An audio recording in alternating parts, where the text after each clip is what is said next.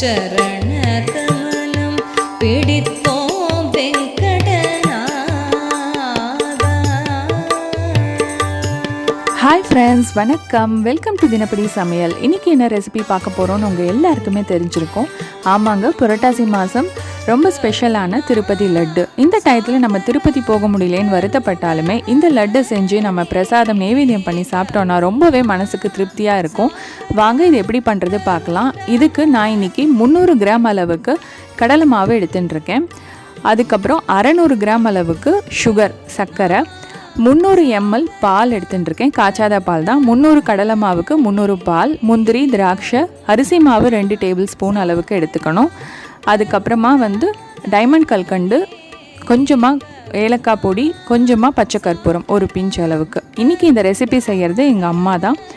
முதல்ல ஒரு பாத்திரத்தில் அரிசி மாவு 2 டேபிள் ஸ்பூன் எடுத்துருக்கோம் இல்லையா, அது 3 ஸ்பூன் அளவுக்கு சர்க்கரை, பால் பாதி அளவுக்கு விட்டுட்டு நம்ம நல்லா மிக்ஸ் பண்ணிக்கலாம். இன்றைக்கி நான் காய்ச்சாத பால் தான் எடுத்துட்டுருக்கேன்.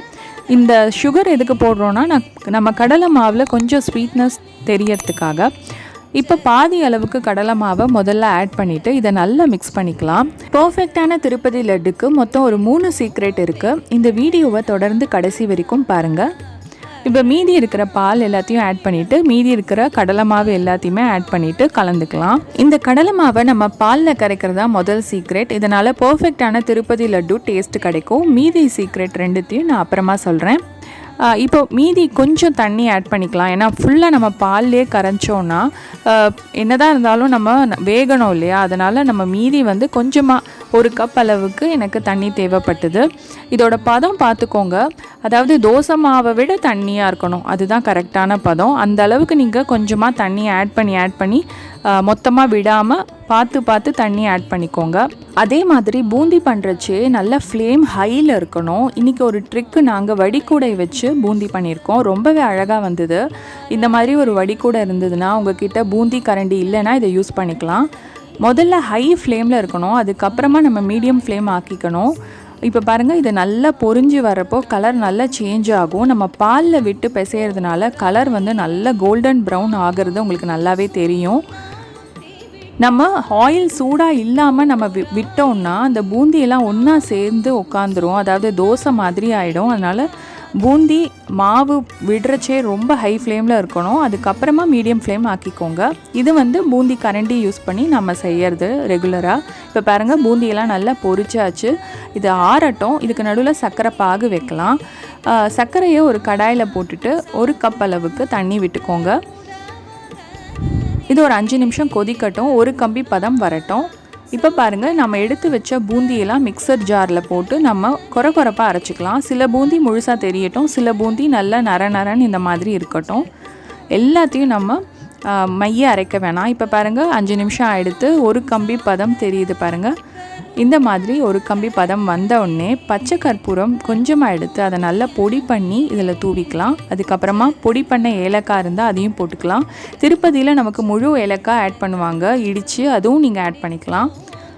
இப்போ நம்ம அரைச்சி பொடிச்சு வச்ச பூந்தியை எல்லாத்தையும் போட்டு நல்லா மிக்ஸ் பண்ணிக்கலாம்.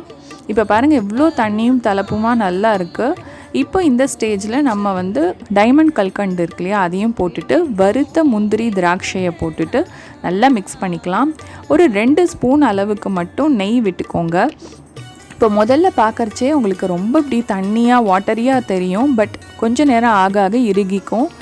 2 ஸ்பூன் நெய் விட்டுட்டு இன்னும் ஒரு தடவை மிக்ஸ் பண்ணிவிட்டு, இப்போ பாருங்கள், நான் எப்போவோ ஃப்ளேம் ஆஃப் பண்ணிட்டேன். பச்சை கற்பூரம் போடுறதுக்கு முன்னாடியே நான் ஃப்ளேம் ஆஃப் பண்ணிட்டேன். அதுக்கப்புறம் நான் ஸ்டவ் ஆன் பண்ணவே இல்லை.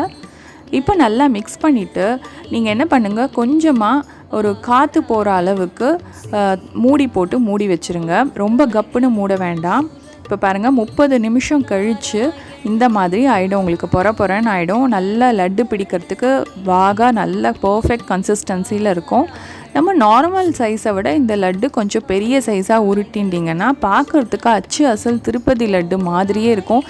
பர்ஃபெக்டாக திருப்பதி லட்டு செய்யறதுக்கு 3 சீக்ரெட் இருக்குங்க. ஒன்று பாலிலேயே நம்ம கடலை மாவை கரைக்கிறது, இன்னொன்று பார்த்திங்கன்னா பச்சை கற்பூரம் ஆட் பண்ணுறது, இன்னொன்று பார்த்திங்கன்னா நெய்யிலேயே பொரிக்கிறது. நான் இன்றைக்கி எண்ணெயில் தான் பொரிச்சிருக்கேன். நீங்கள் நெய்யில் பொரித்து பார்த்திங்கன்னா நமக்கு அப்படியே திருப்பதியில் இருக்கிற ஃபீல் கிடைக்கும். ஓகே ஃப்ரெண்ட்ஸ், நீங்களும் இந்த திருப்பதி லட்டு பண்ணி பார்த்துட்டு எனக்கு எப்படி வந்ததுன்னு கமெண்ட் பாக்ஸில் கமெண்ட் பண்ணுங்கள்.